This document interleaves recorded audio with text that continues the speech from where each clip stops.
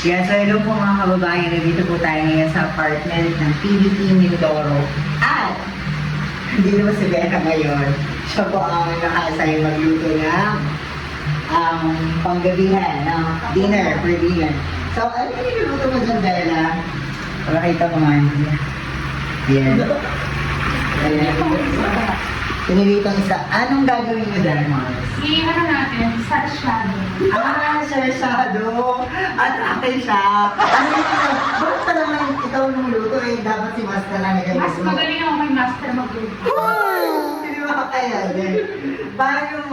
Gaano ka sure yung masarap yung pagkainan? Pinaghabi yung kulaming ng dami. Ano, 10/10. Oo, talaga? Yes. Bakit ano yung sikreto nito? Yung niluluto mo ngayon? Meron ako magic sarap. Magic sarap! Wala ang sikreto mo ba? So yun lang yung sikreto nun? Oo. Ah! Isang ganyan ko lang. Uy! Pasabog ka dyan. Sarap ng luto. Ayun. At paano bang proseso ng paluto ng Sir Shadow? Ano, i-print ko muna natin. Kailangan medyo toasted ng konti. Ah. Hindi mo siya yung parang half-cook na, hindi pretty. Ano pa rin siya sa parin. Ayun yung secret nun.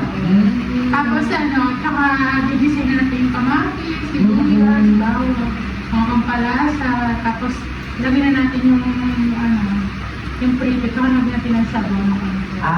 Tapos yung pinaka-last, Ano yung last? itlog.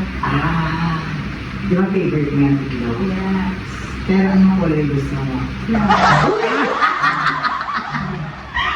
Ay, itlog ng roaster. Okay. Kaya ko kung anong itlog na sinasabi mo. Pag itlog naman na sinasabi. Wala akong sinasabi.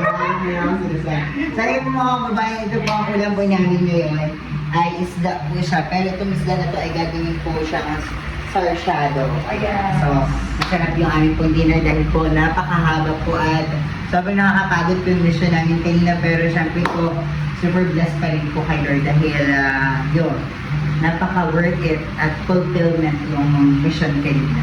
So that's all everyone. Ingat po tayo palagi. God bless.